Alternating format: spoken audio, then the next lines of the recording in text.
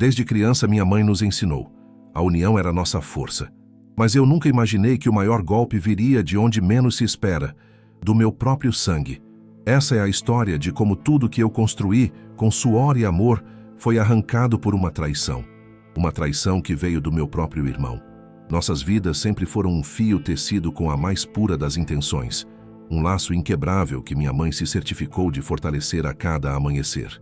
Eu, Henrique, o primogênito, aprendi cedo o peso da responsabilidade, o doce fardo de proteger meu irmão Caio, à luz dos olhos da nossa guerreira mãe. Ela nos ensinou que, acima de qualquer desavença ou obstáculo, a união seria nosso escudo mais resistente. E por muitos anos, acreditamos piamente nessa verdade. Vimos nossa mãe se desdobrar em mil para nos dar o melhor, e em meus ombros, ainda jovem, senti o chamado para retribuir tanto sacrifício. Caio, com seus sonhos vibrantes e a despreocupação da juventude, encontrava em mim um porto seguro. Um irmão mais velho sempre pronto a aparar qualquer aresta do caminho. Éramos dois nós na mesma corda, caminhando juntos sob o olhar amoroso daquela que nos deu a vida. A notícia da doença de nossa mãe caiu como uma bomba em nosso lar, estilhaçando a serenidade que tanto nos esforçamos para construir. O diagnóstico era implacável e os custos do tratamento exorbitantes. Naquele momento de angústia, senti o peso do mundo sobre meus ombros. Caio, ainda imerso nos livros da faculdade, via em meus olhos a sombra da preocupação, mas talvez não compreendesse a profundidade do abismo que se abria à nossa frente. Sem hesitar, tomei a decisão mais difícil da minha vida. Abandonei meus estudos, meus sonhos de um futuro acadêmico, para mergulhar de cabeça no mercado de trabalho. Cada dia era uma batalha, cada esforço, uma gota de esperança para manter nossa mãe recebendo os cuidados de que precisava. Trabalhei em tudo o que apareceu, desde a madrugada até a exaustão, enquanto Caio seguia trilhando seu caminho na universidade, amparado pelo meu sacrifício silencioso. Os anos se arrastaram sob o peso da doença, e a casa, antes repleta de vida e alegria, tornou-se um santuário de cuidados e preocupações. Caio, mesmo seguindo seus estudos, sempre se mostrou presente, um apoio constante em meio à tempestade. Mas a verdade é que a maior parte da carga recaía sobre mim. Eu era o elo entre as necessidades médicas da nossa mãe e a dura realidade financeira que nos assombrava. Cada centavo economizado, cada noite mal dormida, eram investidos na esperança de um milagre, de um alívio para o sofrimento que nos consumia lentamente. E Caio, com a leveza dos seus 20 e poucos anos, talvez não percebesse o tamanho da renúncia que eu fazia diariamente, as oportunidades que escorriam por entre meus dedos em nome da nossa família. Então, o inevitável aconteceu. Nossa mãe, nossa rocha, nosso farol, partiu, deixando um vazio imenso em nossas vidas. A dor era lancinante, uma ferida que parecia jamais cicatrizar. No inventário, descobrimos que ela havia deixado uma casa modesta, onde construímos tantas memórias, e uma pequena empresa de marcenaria, fruto de anos de trabalho árduo e dedicação. Tudo estava legalmente em meu nome, uma consequência natural de eu ter assumido as responsabilidades financeiras da família durante a doença dela. Naquele momento de luto, pensei apenas em honrar o legado da nossa mãe e manter a união que ela tanto prezava. Sem sequer cogitar outra possibilidade, ofereci a Caio metade da empresa. Não havia obrigação legal alguma, mas para mim era o justo, o correto. Éramos irmãos, afinal, e aquela marcenaria era parte da história da nossa família. Caio aceitou a sociedade com entusiasmo. Juntos, com muito trabalho e dedicação, fizemos o negócio prosperar. A pequena oficina cresceu, conquistou clientes, ganhou reputação. Para todos que nos conheciam, éramos o exemplo perfeito de irmãos inseparáveis, unidos não apenas pelo sangue, mas por um propósito em comum. Trabalhávamos lado a lado, dividindo as alegrias das conquistas e o peso dos desafios. Eu me orgulhava do nosso sucesso, da forma como havíamos transformado o sonho humilde da nossa mãe em algo concreto e promissor. Acreditava que aquele era o alicerce de um futuro ainda mais brilhante para nós dois, uma prova de que o sacrifício e a união sempre florescem. Nossos laços pareciam indissolúveis, forjados na dor e fortalecidos pela prosperidade. No entanto, com o passar do tempo, pequenas mudanças começaram a surgir no comportamento de Caio. Decisões importantes eram tomadas sem minha consulta. Investimentos arriscados eram feitos sem meu conhecimento, utilizando o dinheiro suado da empresa. Festas e gastos extravagantes se tornaram mais frequentes, e um certo distanciamento começou a se instalar entre nós.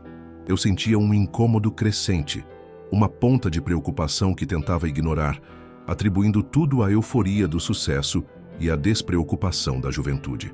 Mas as coisas foram se intensificando, e os boatos começaram a chegar aos meus ouvidos. Caio estava mantendo um relacionamento secreto com a esposa de um dos nossos funcionários, uma situação delicada e potencialmente desastrosa para o ambiente de trabalho e para a reputação da nossa empresa. A pressão e o desgaste começaram a me consumir. Tentei conversar com Caio, alertá-lo sobre os riscos de suas atitudes, sobre a importância de mantermos a ética e a transparência nos negócios e na vida pessoal. Mas minhas palavras pareciam cair em ouvidos moucos. Ele se mostrava evasivo, impaciente, quase irritado com minhas tentativas de diálogo. Nossas conversas, antes tão francas e abertas, tornaram-se tensas e desconfortáveis. Eu sentia que meu irmão estava se afastando, construindo um muro invisível entre nós, e essa distância doía mais do que qualquer problema financeiro ou profissional. Aquele laço que nossa mãe tanto se esforçou para manter unido parecia estar se desfazendo, fio a fio diante dos meus olhos impotentes. Um dia, a verdade, fria e cortante como um bisturi, rasgou o véu da minha ingenuidade. Descobri, por acaso, documentos que não deixavam margem para dúvidas. Caio, sorrateiramente, havia falsificado assinaturas e transferido todos os bens para o próprio nome. A empresa, as contas bancárias, até mesmo a casa onde nossa mãe havia vivido e que eu tanto me esforcei para manter, tudo agora estava legalmente sob o controle dele. A traição me atingiu como um golpe no estômago, tirando o meu ar e me deixando cambaleante. Aquele irmão que eu tanto amei e protegi, a quem ofereci tudo sem esperar nada em troca, havia me apunhalado pelas costas da forma mais cruel e covarde possível. A dor da perda da minha mãe empalideceu diante da amargura dessa descoberta.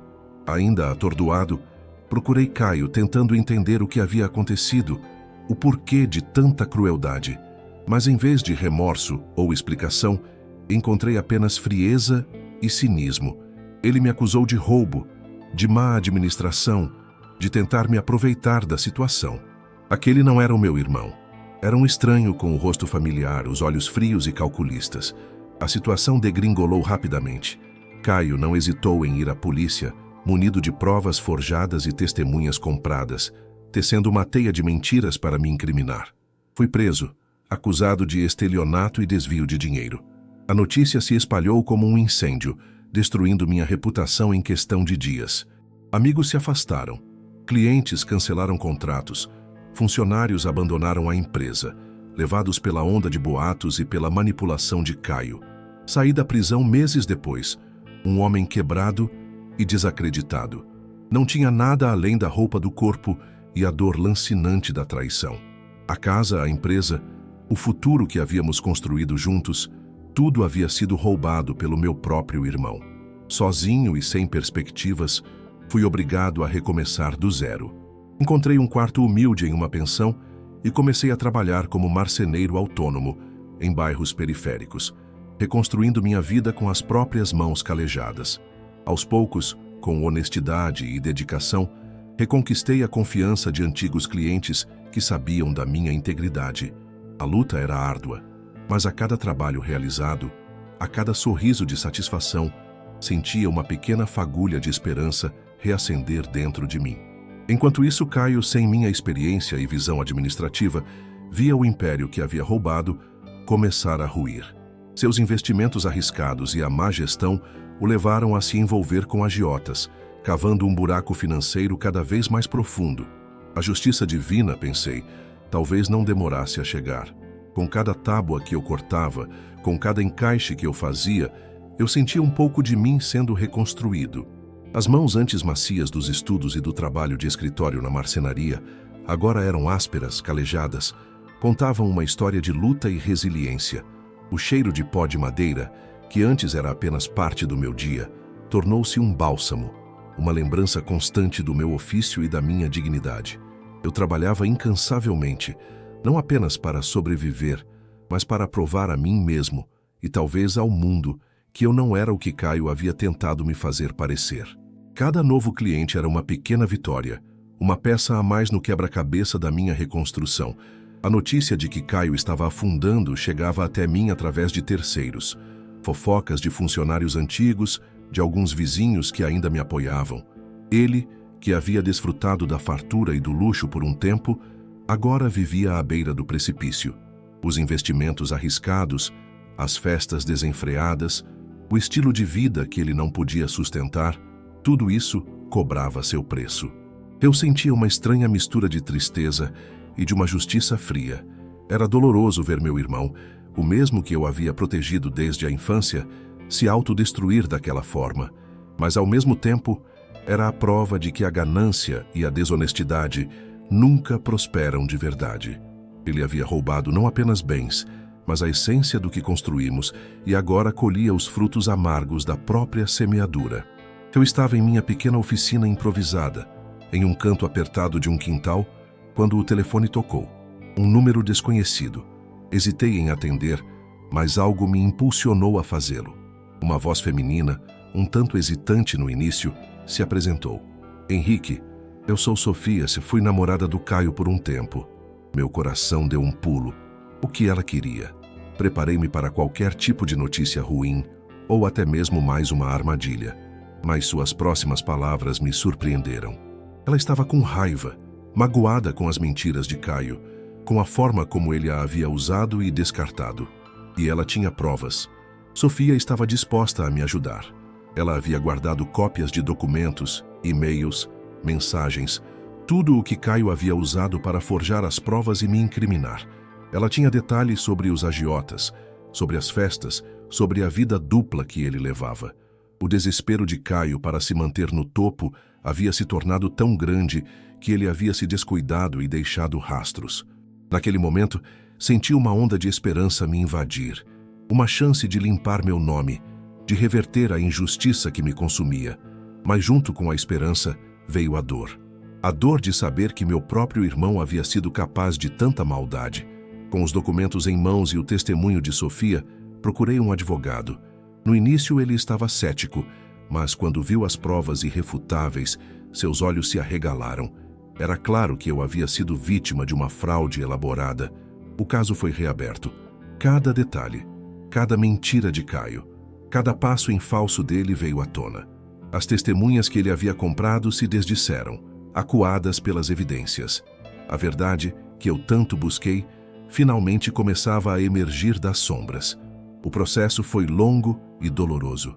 Reviver cada momento daquela traição era como ter a ferida aberta novamente, mas eu estava determinado a ir até o fim. Os dias no tribunal foram tensos. Caio, antes tão arrogante, começou a mostrar sinais de desespero. Seus olhos, antes frios, agora carregavam um misto de medo e pânico. Eu o via ali de terno, mas a imagem do menino que eu carregava no colo, que eu ensinava a andar de bicicleta, ainda assombrava minha mente. Era difícil conciliar as duas figuras. Eu sentia um nó na garganta, um misto de tristeza profunda e uma necessidade implacável de justiça. O promotor, com base nas provas apresentadas por Sofia e nas novas investigações, construiu um caso sólido e irrefutável. A cada depoimento, a cada documento lido, a teia de mentiras de Caio se desfazia. A sentença veio como um golpe seco. Caio foi condenado. A justiça, embora tardia, havia prevalecido. Naquele momento, não senti alegria, nem vingança. Apenas um vazio, um cansaço profundo. A vitória era minha, sim, mas o preço havia sido alto demais. Minha família estava quebrada, meu coração, marcado por uma cicatriz que jamais se apagaria. A reputação, aos poucos, eu reaveria. Os bens, talvez. Mas a confiança, o laço de sangue que nos unia, isso havia sido irremediavelmente destruído. A cena final. Eu estava ali, de pé, diante do meu irmão. Ele estava algemado, os olhos vermelhos e inchados, as lágrimas escorrendo pelo rosto. Era uma imagem desoladora. O Caio que eu conhecia, ou achava que conhecia, havia se desintegrado completamente. Ele chorava, implorava perdão, dizia que estava desesperado, que sempre me invejou, que queria ser alguém. Suas palavras eram um emaranhado de arrependimento e de uma autopiedade que não me convencia. O silêncio na sala era quase ensurdecedor, pontuado apenas pelo soluço dele. Olhei para o rosto que, por tantos anos, eu havia visto com carinho e proteção. Meus olhos encontraram os dele, e pela primeira vez em muito tempo senti uma clareza avassaladora. A voz saiu firme, sem o tremor que eu esperava que surgisse. Você não me traiu por desespero, eu disse, as palavras carregadas de toda a dor e a verdade que eu havia guardado. Você me traiu porque queria tudo o que eu construí com amor, e destruiu isso com ódio. Virei as costas, deixando-o ali, sendo levado pelos policiais. Não houve abraço, não houve um último olhar de despedida. Havia um fim, doloroso, mas necessário. Eu recomecei minha vida, não com a ambição de antes, mas com a sabedoria que a dor me trouxe. Construí uma nova oficina própria, modesta, mas minha, e desta vez me cerquei de pessoas humildes, mas leais, que valorizavam o trabalho honesto e a integridade. A marcenaria, para mim, não era mais apenas um negócio, era um refúgio, um lugar onde eu podia esculpir um novo futuro, livre das sombras do passado. E, em meus pensamentos, ecoava a dura lição que a vida me ensinou, um sussurro constante que se tornou minha verdade. Às vezes, o sangue que te fere é o mesmo que corre nas tuas veias.